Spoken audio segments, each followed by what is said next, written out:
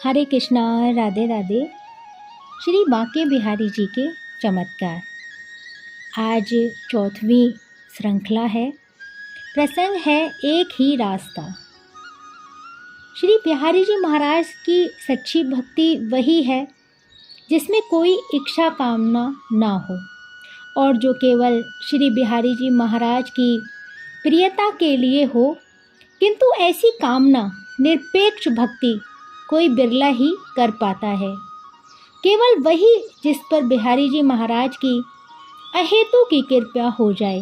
अन्यथा जितने भी व्यक्ति श्री बिहारी जी महाराज के दर्शनों को आते हैं, उन सबके भीतर कोई न कोई कामना निहित रहती है।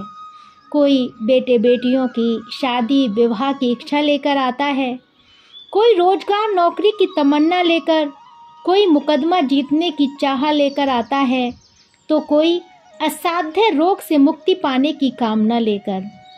श्री बिहारी जी महाराज भी उनकी सुनते हैं, उनकी इच्छाओं को पूरा करते हैं और उन पर अपनी कृपा की वर्षा करके उनके हृदय में उठने वाली लालसाओं की ज्वालाओं को शांत करके अंततः उन्हें अपने चरणार बिंदों की शीतल छाया में विश्राम देते हैं। श्री बिहारी जी महाराज की उपासना का यह लंबा रास्ता है। उनके दर्शनों को आने वाला प्रत्येक आदमी इसी मार्ग पर कहीं ना कहीं चल रहा होता है। मैं जब कभी श्री बिहारी जी के दर्शन करने जाता हूँ तो उनके इन लाखों लाखों भक्तों के दर्शन भी करता हूँ और यह जानने की कोशिश करता रहता हूँ कि उनमें क्या कोई ऐसा राही भी है जो अपनी मंजिल के करीब तक पहुंच चुका है।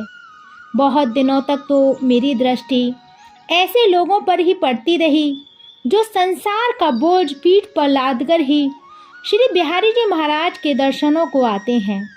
किंतु एक दिन एक ऐसे महानुभाव से भी मुलाकात हुई जिन्हें बिहारी जी ने अपनी कृपा के दायरे में लेकर भार मुक्त कर दिया था। उसी संत की कहानी यहाँ प्रस्तुत की जा रही है। वह अक्षय तृतीया का दिन था। श्री बिहारी जी महाराज के चरण दर्शनों का पर्व। सुबह से ही दर्शन खुल गए थे। हजारों भक्त दर्शन करके बद्री नारायण और केदारनाथ की यात्रा का फल प्राप्त कर रहे थे। चारों ओर से सिमट सिमट कर एक अनंत जन प्रवाह बिहारी जी के मंदिर में प्रवेश कर रहा था और फिर दर्शन करने के बाद मंदिर से निकलकर बाहर फैलता जा रहा था। उस प्रवाह से कटा हुआ संत मंदिर के बाहर चबूतरे पर एक कोने में खड़ा खड़ा आकाश की ओर ताक रहा था। नंगे पैर, फटे हुए कपड़े, बड़े हुए सफ़ेद बाल, ना कोई तिलक छाप, ना कोई कंठी माला। मैं उनके करीब से गुजरा तो लगा जैसे उनके रोम रोम में राधा राधा की ध्वनि निकल रही है। मेरे लिए यह अनुभव अद्भुत था। उस विलक्षण व्यक्तित्व को देखकर मेरा संस्कारी मन सहज ही उनके चरणों में झुक गया। मैंने कहा, बाबा, आप दर्शन करने के लिए खड़े हैं, शायद भीड़ की वजह से अंदर नहीं जा रहे हैं। संत मुस्कुराए, बोले, एक भीड़ बाहर की होती है और एक भीतर की। बाहर की भीड़ उतनी दम घोटू नहीं होती जितनी भीतर की। दर्शन करने मंदिर में घुसने लगा तो पाया कि हृदय में ना जाने कहाँ से संसार आ बैठा है। एक अजीब तरह की भीड़ वहाँ इकट्ठी होने लगी है। यहाँ खड़ा खड़ा भीतर की उस भीड़ को बाहर निकाल रहा हूँ। यदि भीतर की भीड़ ना हटी तो दर्शन कैसे होंगे। मैं समझ गया, भीतर की भीड़ से संत का तात्पर्य इच्छाओं और कामनाओं की भीड़ से है। यदि मन काम, क्रोध, लोभ, मोह, माया, ममता के जंगल में भटक रहा है तो वह श्री बिहारी जी के दर्शन कैसे करेगा। उस संत के प्रति मेरी श्रद्धा अचानक गहरी हो गई।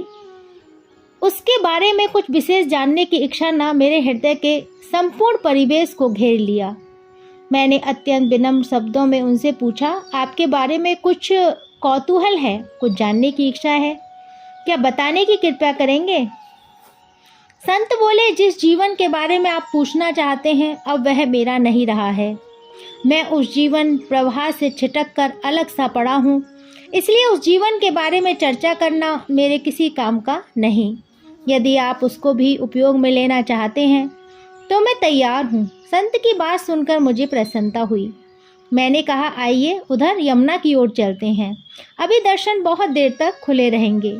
मेरी बात सुनकर संत ने मुझे एक पैनी नज़र से देखा, बोले, जैसी बांके बिहारी लाल की इच्छा, और मेरे पीछे पीछे चल दिए। हम दोनों ठाकुर मदन मोहन जी मंदिर के पास जाकर एक बट वृक्ष के नीचे छाया में बैठ गए। संत ने कहा, पूछो, क्या पूछना चाहते हो? मैं बोला, एक बात पूछनी है, आप श्री बिहारी जी से कैसे जुड़े और इस स्थिति तक कैसे पहुँचे? संत ने कहा, इसका सही उत्तर तो एक वाक्य में पूरा हो जाता है, और वह उत्तर है श्री बिहारी जी महाराज की अहेतु की कृपया। उनकी कृपया ने ही मुझे उनसे जोड़ा, और उस कृपया ने ही संसार के प्रवाह से निकालकर मुझे उनके चरणार बिंद की शीतल छाया में ला बिठाया। तुम्हारी कृपया से सब होए बिहारी बिहारिन, और तो मिथ्या प्रपंच काहे को भाकिए, सो तो है हारिन। किंतु मैं यह भी जानता हूँ कि इतने में तुम्हें संतोष ना होगा। तुम्हारी तृप्ति के लिए मुझे विगत जीवन की धूप छांव में लौटने के लिए मजबूर होना पड़ेगा। मैंने सिर झुकाकर बात को स्वीकार किया तो वे कुछ देर सोचकर कहने लगे, उस समय मेरी अवस्था 10-12 साल की रही होगी।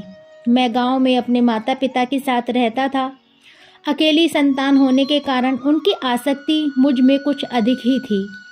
घोर कष्ट उठाकर भी वे सदा मेरा मन रखने की कोशिश करते थे। मेरी खुशहाली, तंदुरुस्ती और लंबी उम्र के लिए वे विविध देवी देवताओं से प्रार्थना करते थे। साधु संत और पीर पैगंबरों से मनौती मांगते थे, तथा कोई भी ऐसा काम नहीं करते थे जिसमें मुझे नुकसान होने की आशंका छिपी हो। संक्षेप में उनके जीवन को प्रत्येक सांस मेरे संरक्षण के लिए समर्पित थी। पर इसी बीच एक घटना हुई। एक रात कोई महात्मा हमारे घर पधारे। माता जी ने उनके लिए शुद्ध पवित्र भाव से भोजन बनाया। पिताजी ने उनकी खूब आवा भगत की। रात को उन्होंने हमारे ही यहाँ विश्राम भी किया, और सुबह जब वे जाने लगे तो पिताजी ने मुझे उनके सामने खड़ा करके कहा, इसे आशीर्वाद दीजिए महाराज कि इसका जीवन सुखी हो और इसे लंबी उम्र मिले। महात्मा जी आशीर्वाद देने के स्थान पर मेरी हस्त रेखाएं पढ़ने लगे। पहले उन्होंने मेरे जन्म से लेकर उस समय तक की समस्त घटनाओं का सिलसिलेवार वर्णन किया, और फिर भविष्य की बातें बताने लगे। उन्होंने मेरे आगामी जीवन के बारे में 1-2 बातें ही कही थी कि अचानक उनकी जबान ठहर गई, चेहरा उतर गया और उनके हाथ से मेरा हाथ छूट गया, और वो बोले, बस और कुछ नहीं, अब मैं चलूँगा। पिताजी महाराज की मुख मुद्रा से समझ गए कि वे किसी आगामी अनिष्ट को छिपा रहे हैं। उनके चेहरे पर भी विषाद की रेखाएं खिंच गई। वे महात्मा जी बोले, आप साफ साफ कहिए, क्या बात है? क्या किसी दुर्घटना का योग है? पिताजी के आग्रह करने पर महात्मा जी ने मुझे तो वहाँ से अलग हटा दिया, और फिर पिताजी को बताया कि 24 वर्ष की आयु में इस बच्चे का विवाह होना है और उसी वर्ष इसकी मृत्यु हो जानी है। महात्मा जी की यह भविष्यवाणी किसी वज्रपात से कम नहीं थी। इसे सुनकर कई दिन तक हमारे घर में चूल्हा तक नहीं जला। माता पिता उस बीच कितने व्याकुल बेचैन रहे, इसका वर्णन मैं नहीं कर सकता। मैं अचानक मर जाता तो शायद वे छाती से पत्थर बांधकर किसी प्रकार संतोष कर लेते, किंतु मैं जीवित था और वे तिल तिल कर जल रहे थे। जीवन का सारा रस उनके लिए सूख गया था।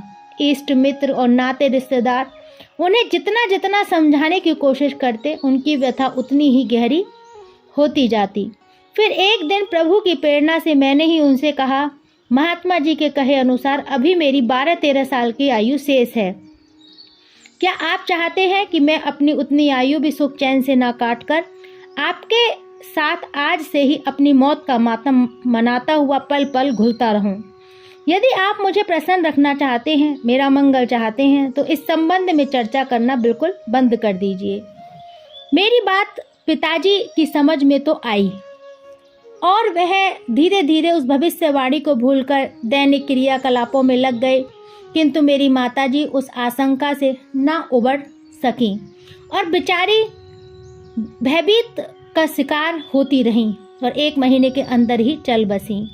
अब घर बाहर का सब बोझ पिताजी के कंधों पर आ गया। खाना बनाने से लेकर गाय बैलों की देखभाल और खेत क्यारी तक फैले हुए काम को समेट सकने में मैंने पिताजी को असमर्थ पाया, तो मैं स्वयं भी लिखाई पढ़ाई छोड़कर उनके साथ हो लिया। इसी बीच एक और वज्रपात हुआ। पिताजी की अवस्था भी 30-35 साल की थी। लंबी चौड़ी खेती थी, संपन्न घर था, इसलिए लड़की वाले उनके लिए अपनी अपनी कन्याओं का रिश्ता लेकर आने लगे। यद्यपि मेरा होना उनकी मनोकामना पूर्ति में कुछ बाधक बन सकता था, किंतु यह बात दूर दूर तक फैल गई थी कि मैं एक अल्प आयु योग रखने वाला प्राणी हूँ और उनकी बेटी के गर्भ से उत्पन्न संतानों को मेरे कारण अपने हक से वंचित न होना पड़ेगा। उन्होंने मेरी उपस्थिति की ओर भी कोई ध्यान नहीं दिया। खैर, थोड़ी बहुत आनाकानी करने के बाद पिताजी शादी के लिए राजी हो गए और मुझे अपनी ममतामयी माँ के स्थान पर ईर्ष्या और डाह से भरी सौतेली माँ मिल गई। माँ सौतेली थी, 10-12 साल तक भी मुझे झेलने को तैयार क्यों हो, किंतु पिताजी तो असली थे। जब वे भी मुझे सहने में आनाकानी करने लगे तो मेरी वेदना का पार बार ना रहा। माँ झूठी झूठी बातें गढ़ गढ़ कर रात दिन पिताजी के कान भरने लगी और वे भी बिना सफाई का मौका दिए मुझे कदम कदम पर दोषी घोषित करने लगे। तो उस घर में जीना दुर्भर हो गया। मैं घर छोड़कर शहर भाग लिया। 1 साल मैंने शहर में बिताया। इसी बीच मैं छोटे बड़े अनेक प्रकार के व्यक्तियों के संपर्क में आया। सांसारिक ज्ञान का खूब संग्रह किया, छोटे बड़े सब काम किए और कभी कभी काफ़ी पैसा भी जमा हुआ, किंतु किसी भी स्थिति में मुझे शांति ना मिली। अंत में मैं एक फक्कड़ साधुओं के टोल में शामिल हो गया। इन साधुओं का ना कोई ठौर ना ठिकाना था, ना जीवन का कोई लक्ष्य। रूखा सूखा जैसा भी मिल जाता खा लेते और चिलम के नशे में धुत पड़े रहते। उनकी ना कोई अपेक्षा थी ना आकांक्षा। तिनका ज्यों बयार के बस बहते जाना ही इनकी नियति थी और यही मेरी भी। इनका भी हर कदम मौत की ओर बढ़ रहा था और मेरा भी। इन्हें भी कोई भय नहीं था और मुझे भी नहीं। जब परमात्मा ने पहले ही सब निश्चित कर रखा है और हम उसके अनुसार ही जीवन बिताने के लिए मजबूर हैं, तो फिर चिंता फिक्र किस बात की, पुरुषार्थ प्रयत्न किसके लिए है फिर। बस यही विचार इस टोले को अलमस्त बनाए रखता था। मेरी नियति भी इसी विचार से जुड़ी थी। मुझे विश्वास था कि लाख प्रयत्न करने पर भी 24 साल की उम्र में आने वाली मौत को जब मैं नहीं रोक सकता, तो किसी अन्य प्रकार की चिंता से ही मैं अपने चित्त को कसेला क्यों करूं। जब जो होना हो। इस बेफिक्री के बेड़े पर सवार हो मैं 2 साल तक संसार सागर में और तैरता रहा। इसके बाद मुझे किनारा मिला। उस साल वृंदावन में अर्धकुंभी था। सभी संप्रदाय के साधु महात्माओं की जमातें वृंदावन की ओर बढ़ी चली आ रही थीं। हमारा फक्कड़ों का टोल भी उनके साथ हो लिया। यमुना जी की रेत में सबका जमावड़ा था। हमने भी यहाँ आकर एक स्थान पर अपनी धूमि रमा दी। प्रतिदिन हजारों हजारों देसी विदेशी श्रद्धालु भक्त इस कुंभ में आते, यमुना नहाते, साधु महात्मा और संत महंतों के दर्शन करते, श्रद्धा और शक्ति के अनुसार दान करते, पुण्य कमाते, मंदिर मंदिर जाकर भगवान के दर्शन करते। न केवल यमुना पुलिन पर अपितु सारे वृंदावन में उस समय विचित्र आलम था। कहीं रास हो रहा था, कहीं रामलीला, कहीं कथा संकीर्तन की गूंज थी, कहीं सत्संग प्रवचन की। चारों ओर फैले इन धार्मिक कार्य व्यापारों को देखकर मेरे भीतर एक प्रश्न उठ खड़ा हुआ। यदि प्राणियों का जीवन नियति के हाथों नियंत्रित होकर किसी निश्चित दिशा की ओर बहने को विवश है, जैसा कि उन ज्योतिष बाबा ने मेरी हस्तरेखा देखकर बताया था, तो इन धार्मिक अनुष्ठानों की फिर क्या उपयोगिता है। मुझे यदि 24 वर्ष की आयु में मरना है तो मरना ही है, और यदि इन अनुष्ठानों से हस्तरेखाएं का प्रभाव मिटता है अथवा घटता है, तो ज्योतिष का वह महत्व नहीं रह जाता जो मैंने अब तक मान रखा था। इसी उलझन में जकड़ा मैं एक दिन दोपहर के पश्चात शौच स्नान आदि से निर्वित होने के लिए यमुना के किनारे किनारे कुंभ स्थल से दूर दक्षिण की ओर बढ़ा चला जा रहा था। कि अचानक मेरी निगाह एक महात्मा पर पड़ी। वे किसी अनुष्ठान का पुरुषचरण कर रहे थे। उन्हें देखते ही मैं पहचान गया कि ये तो वही ज्योतिष महात्मा हैं जो 3-4 साल पहले हमारे गांव में गए थे। मैंने निश्चय कर लिया कि अपनी शंका का समाधान इनसे ही पूछूंगा और मैं शौच आदि से निर्वित होकर उन्हीं के पंडाल में आ जमा। अपने अनुष्ठानिक कृत्यों से मुक्ति पाकर जब ज्योतिष बाबा अन्य लोगों से बातचीत करने लगे तो मैं उनके चरण स्पर्श करके पास ही बालू पर बैठ गया। कुछ देर तक तो वे औरों से सत्संग चर्चा करते रहे। जब वह प्रसंग पूरा हुआ तो मेरी ओर देखकर कहने लगे, तुम बोलो बच्चा, क्या चाहते हो? मैंने अपनी शंका उनके सामने रखी तो कहने लगे, महाजन की वही में ग्राहकों का हिसाब किताब रहता है, किसी आदमी को क्या देना है और क्या उससे लेना है, यह सब क्रमवार वहीं से लिखा होता है। अब जब कोई ग्राहक आता है और अपना हिसाब पूछता है तो मुनि कागज देखकर बता देता है। इसी प्रकार प्रत्येक व्यक्ति के शुभ अशुभ कर्मों का लेखा जोखा नियत वही में अंकित रहता है। ज्योतिष उस वही के अंकों को पढ़कर बता देता है कि इसे अब तक के हिसाब के अनुसार कौन कौन से सुख दुख भोगने हैं। यदि व्यक्ति अपनी जीवन पद्धति को ना बदले तो उसे वे सुख दुख उसी रूप में भोगने पड़ेंगे जैसा नियति की बही में उल्लेख है, और यदि उसने जीवन पद्धति में परिवर्तन कर दिया है तो हिसाब किताब के लेख में भी स्वतः परिवर्तन हो जाएगा। यदि व्यक्ति का रुझान शुभ कर्मों की ओर ही जाता है तो उसके जीवन में दुखों की तपन भी शीतल हो जाती है, और यदि उसके अशुभ कर्मों का पल्ला पकड़ लिया है तो सुखों की मिठास किरकिरी हो जाती है। महात्मा जी की बात सुनकर मैंने दूसरे ही क्षण फिर कहा, अच्छे कर्म करने से भाग्य में लिखे दुखों और अनिष्टों से मुक्ति मिल सकती है। ये बात तो मेरी समझ में आ गई, पर कौन सा शुभ कर्म करने से किस अनिष्ट की निवृत्ति होती है, इसका भी प्रमाण क्या है क्यों नहीं? महात्मा जी ने दृढ़ता से कहा, शास्त्रों में प्रत्येक अनिष्ट से छुट्टी पाने के अलग अलग उपाय हैं। जितने अनिष्ट उतने ही अनुष्ठान, उतने ही प्रायश्चित। कोटि कोटि देवी देवता, कोटि कोटि मंत्र तंत्र, कोटि कोटि स्तुति स्तवन, कोटि कोटि यज्ञ अनुष्ठान आदि सब के सब अनिष्ट निवारण के उपाय ही तो हैं। क्या कोई एक ही उपाय ऐसा नहीं है जो अकेला ही समस्त अनिष्टों का निवारण कर सके? मेरा अगला प्रश्न था।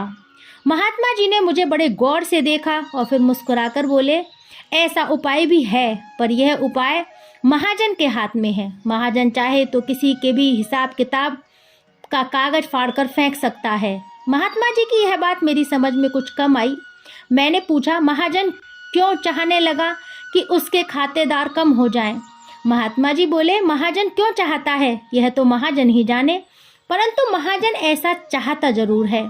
जब वह कागज फाड़ने पर आता है तो बिना यह देखे कि खातेदार सदाचारी है कि दुराचारी, जाति का है कि कुजाति का, साक्षार है कि निरक्षर है, पापी है कि पुण्य आत्मा है। अच्छा एक बात बताओ, तुमने कभी श्री बिहारी जी के दर्शन किए हैं? श्री बिहारी जी के दर्शन? वह तो मैं जब से वृंदावन आया हूँ रोज कर रहा हूँ। मैंने बताया तो बोले, आज दर्शन करने जाओ तो उनसे पूछना कि तुमने हीन जाति की सबरी का, गंवार गोपंगनाओं का, कुरूरूप कुब्जा का, विधर्मी रसखान का और कितने ही अनपढ़ नाऊ, छीवा, जाट, जुल्हाए, गुजर आदि का कागज क्यों फाड़ डाला? क्यों उनके खाते बंद कर दिए? क्यों उनके भाग्य की लकीरें पहुँच डाली? क्यों उन्हें संसार की मृग मरीचिका से उठाकर अपने कंठ का आभूषण बना लिया?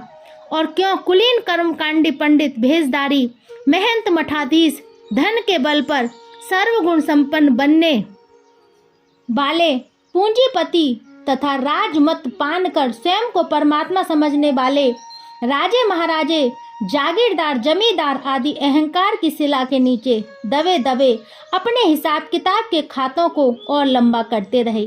इन प्रश्नों का उत्तर तो श्री बिहारी जी ही दे सकते हैं, मैं नहीं।